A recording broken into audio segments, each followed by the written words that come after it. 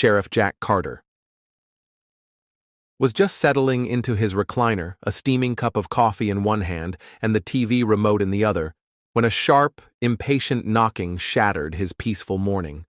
He wasn't expecting company, especially not the kind that pounded like they had a warrant. With a sigh, Jack set his coffee down and pushed himself up, joints protesting the movement. When he opened the door, he had to stop himself from laughing out loud. 3 men stood on his porch, chests puffed out like they were about to take down a dangerous fugitive. Their uniforms were slightly too big, like they'd borrowed them from someone else. The leader, a middle-aged man with a thick mustache and mirrored sunglasses, stepped forward, flashing a badge that looked like something out of a cereal box. "Sir," the mustached man said, his voice dripping with false authority, "we need you to step outside immediately." Jack raised an eyebrow, arms folding over his chest. "And you are?" "We're with the HOA enforcement unit," the man announced. His 2 sidekicks, a wiry-looking guy and a stocky one, nodded along like well-trained parrots. "You've violated multiple neighborhood ordinances, and we're here to bring you in." Jack blinked at them.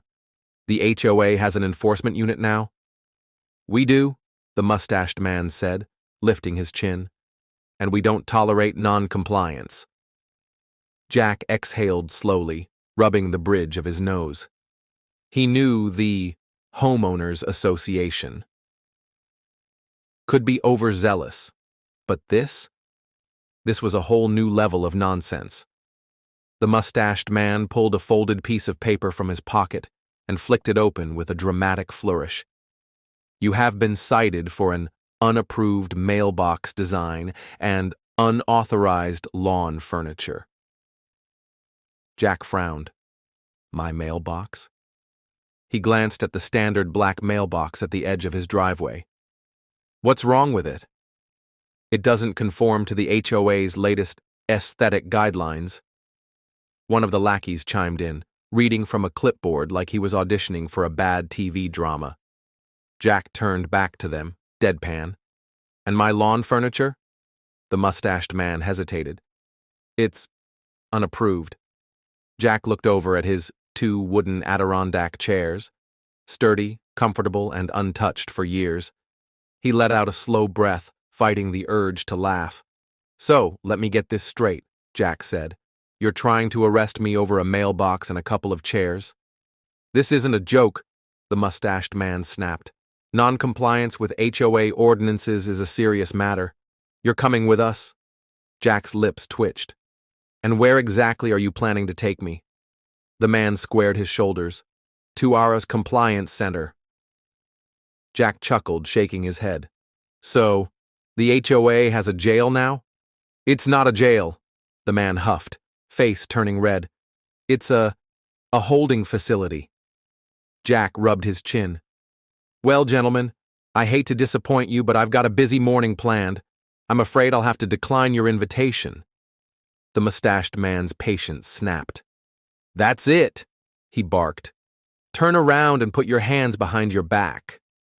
Jack didn't move. "Or what?" The stocky lackey pulled out a pair of cheap plastic handcuffs, the kind that looked like they'd snap if you sneezed too hard. "Do it now, sir, or we'll be forced to take action." Jack sighed, shaking his head. "All right." He turned slightly, reaching down, not for a weapon, but for the small radio clipped to his belt.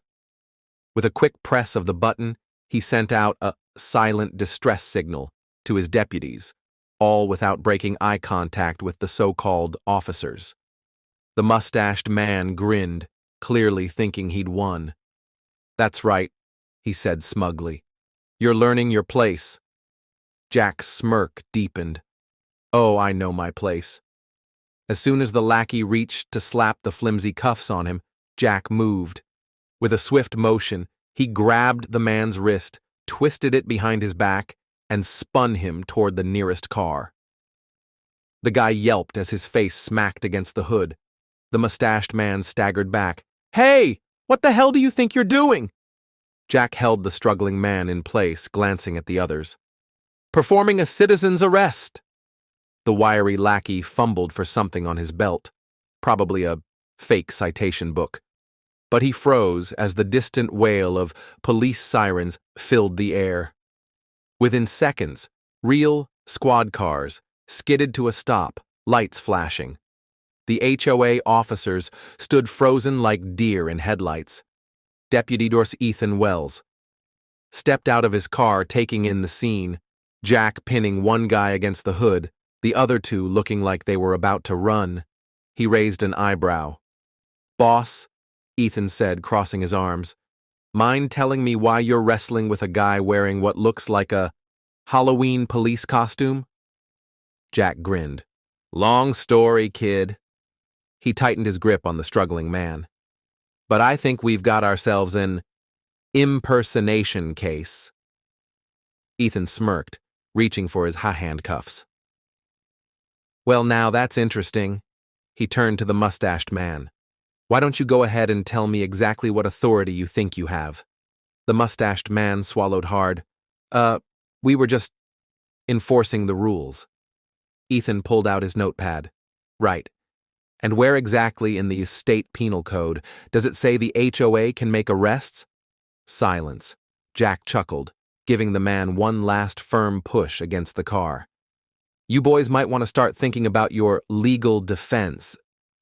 Margaret Maggie Lawson, a silver-haired woman, from the HOA board, had been watching the whole thing from the sidewalk, arms crossed.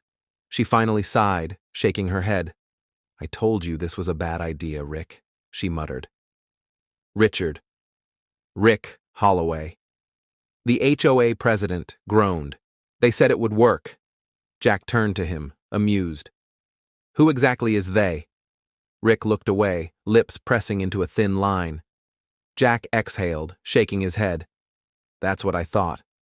Ethan clapped his hands together. "All right, folks, let's wrap this up." He gestured to the HOA officers. "You three are under arrest for impersonating law enforcement and attempted unlawful detainment." Jack watched as his deputies took over, leading the men to the waiting patrol cars. He stretched, cracking his neck. "Well," he muttered, "guess I won't be finishing my coffee anytime soon." Linda Walker. An older woman from the neighborhood stepped forward, eyes wide. "Sheriff Carter, does this mean my HOA fine is canceled?" Jack chuckled. "Linda, I think it's safe to say the HOA won't be handing out any more fines for a while." She smiled, nodding in approval. "Good. That mailbox rule was ridiculous." Jack sighed, rubbing his temple. "You have no idea." Jake turned to the older woman, Linda Walker, who stood near the front of the gathering with her arms crossed, eyes sharp with curiosity. "Ma'am," he said, tipping his hat slightly, "you can toss those fines straight into the trash. They aren't worth the paper they're printed on."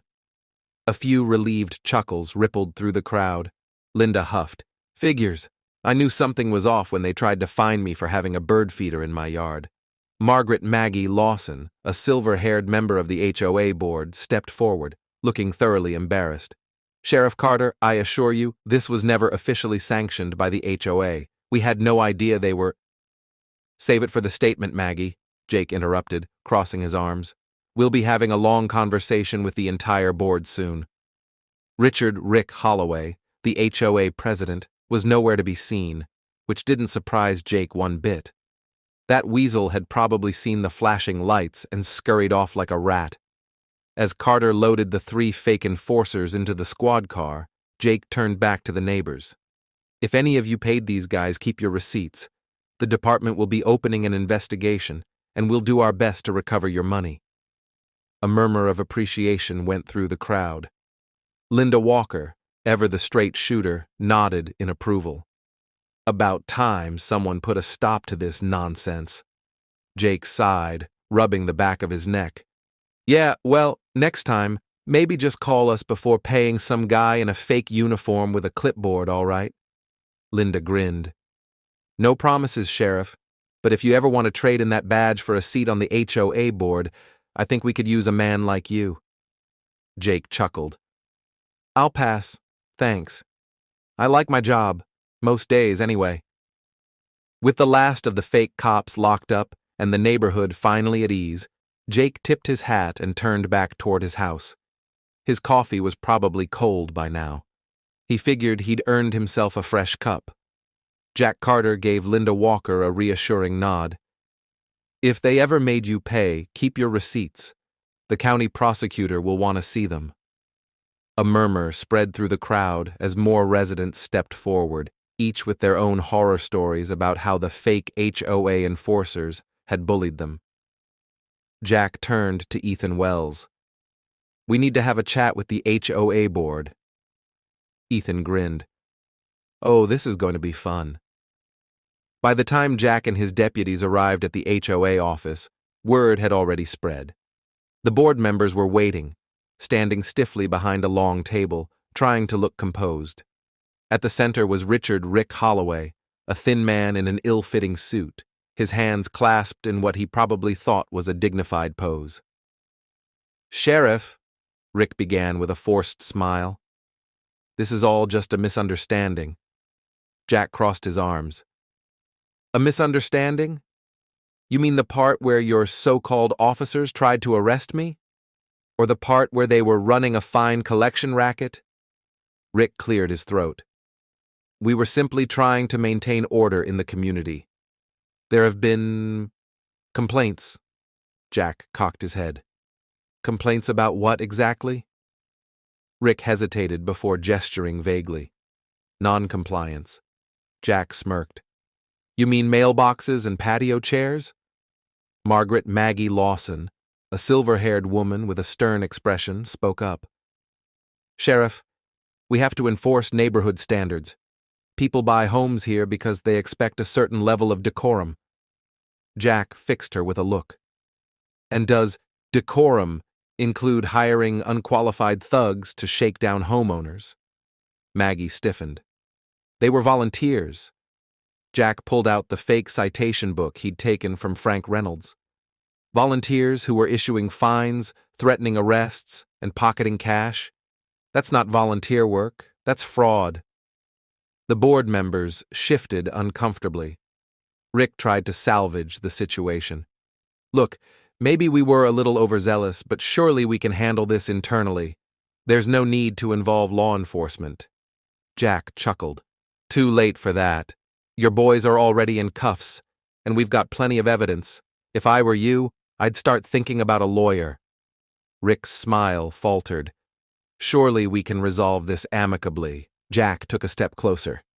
You want amicable? Start by refunding every single dollar these guys took from homeowners. Then we'll talk about what happens next. Maggie scoffed. This is outrageous. The HOA has operated this way for years. Jack gave her a hard look. Yeah? Well, that ends today. By the time Jack walked out of the HOA office, the board members looked like they'd just been handed a death sentence. He knew they weren't going to get away with this, not if he had anything to say about it. Back in the neighborhood, the scene had turned into something of a block party. People stood on their lawns, chatting animatedly, swapping stories about their own encounters with the fake cops. Some were laughing. Others were fuming. An older man in a golf cap approached Jack.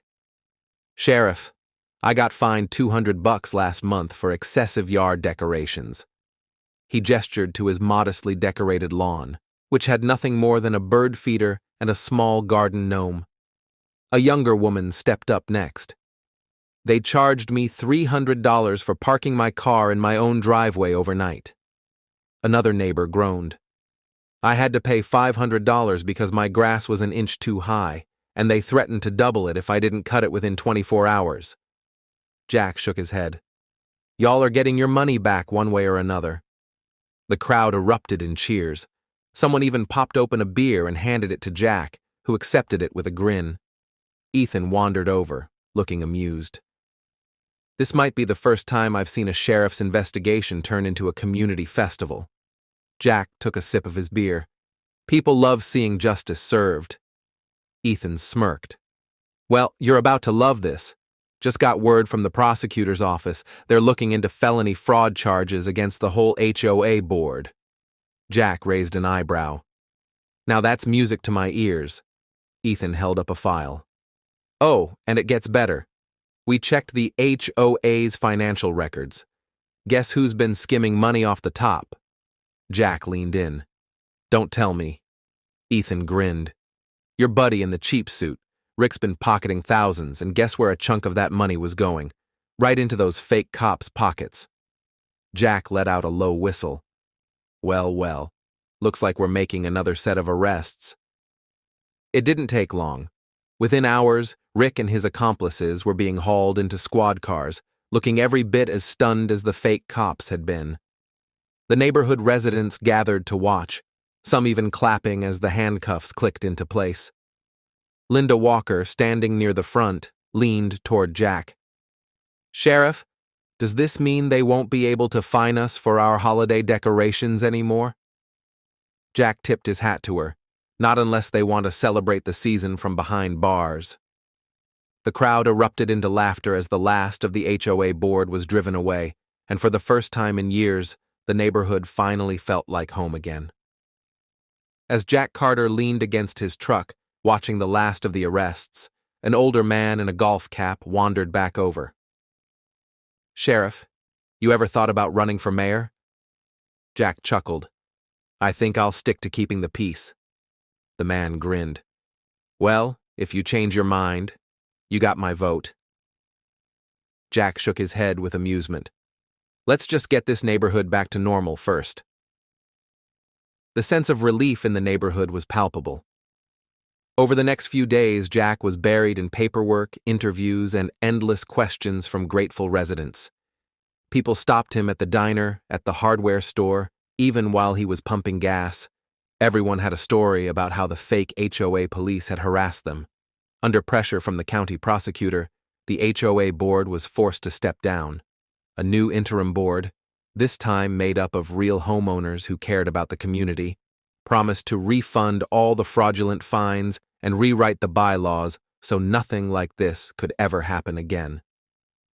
The whole mess turned into a running joke.